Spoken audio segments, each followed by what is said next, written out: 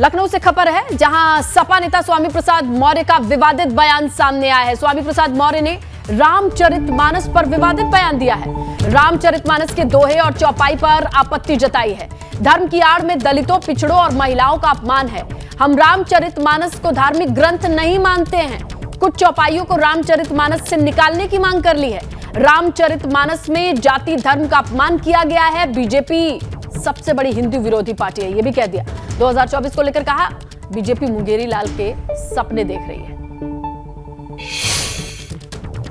पहले बिहार के शिक्षा मंत्री ने रामचरितमानस पर तमाम बयान दिए और अब समाजवादी पार्टी के विधान परिषद के सदस्य सीनियर लीडर स्वामी प्रसाद मौर्य भी साफ तौर पर कह रहे हैं कि श्री रामचरितमानस तुलसीदास द्वारा जो रचित है उसमें जो चीज़ें हैं उस पर बैन लगाना चाहिए। हमारे साथ स्वामी प्रसाद मौर्य जी, उनसे जानेंगे।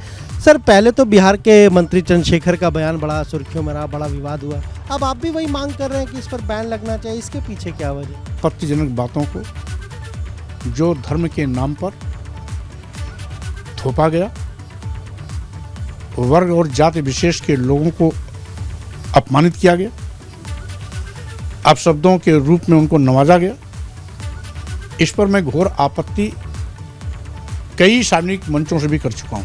लेकिन सही बात तो यह है कि पहली बात, तुलसीदास जी की रामायण वो स्वांता सुखाय के लिए लिखी गई थी।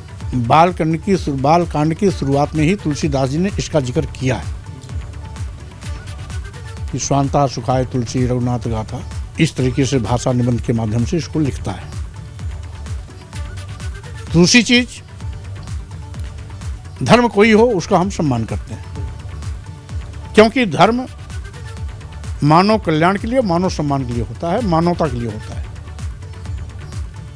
लेकिन कोई धर्म विशेष वर्ग जाति को भी अगर अपमानित करने की बात करती है तो वो धर्म नहीं हो सकता, क्योंकि गाली किसी लिए धर्म कभी न रहा है, न रहेगा, न होगा।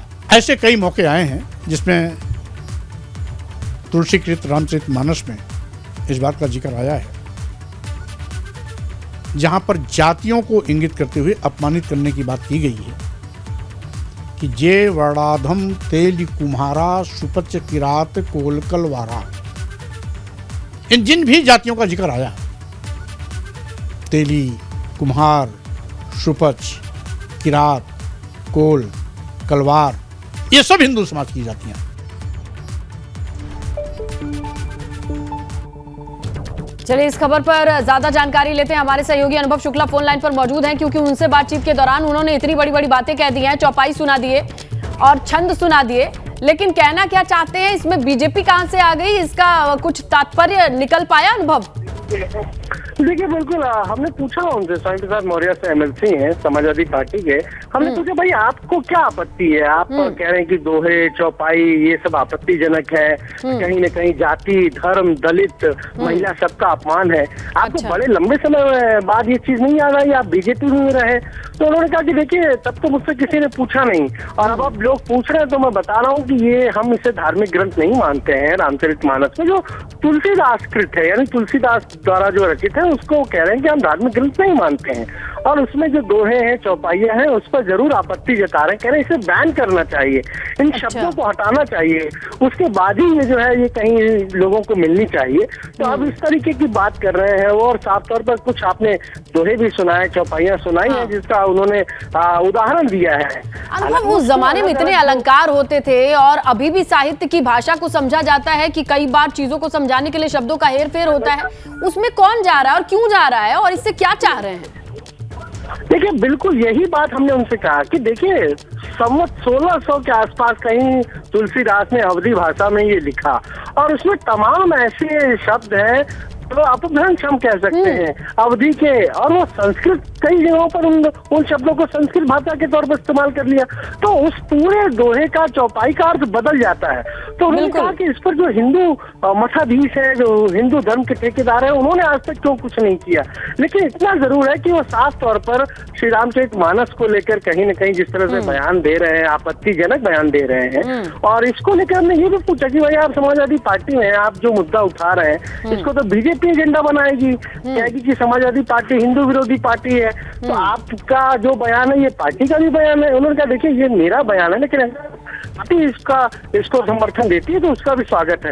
यानी कहीं ना कहीं एक नई कंट्रोवर्सी हम कहें तो यूपी में भी अब रामचरितमानस को लेकर देखने को मिल सकती है, क्योंकि साफ तौर पर ये भी कहा स्वामी प्रसाद मौर्य ने कि अगर सबसे बड़ा विरोधी कोई है हिंदुओं का तो वो खुद बीजेपी है। तो इस तरह के तमाम बयान वो दे रहे हैं, और खासतौर से रामचरितमानस को लेकर। तो अनुभव, कहीं ना कहीं इनको पता है कि बिहार वाला माहौल कैसा था, लाइमलाइट में बने रहेंगे और इस पूरे मुद्दे को तूल देंगे। फायदा किसका होगा इसमें?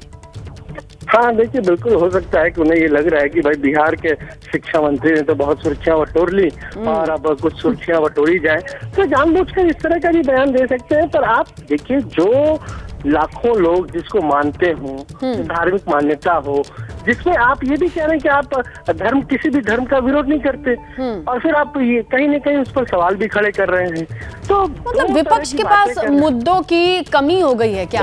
कि अब चलिए अनुभव, आपको रुक रहे हैं।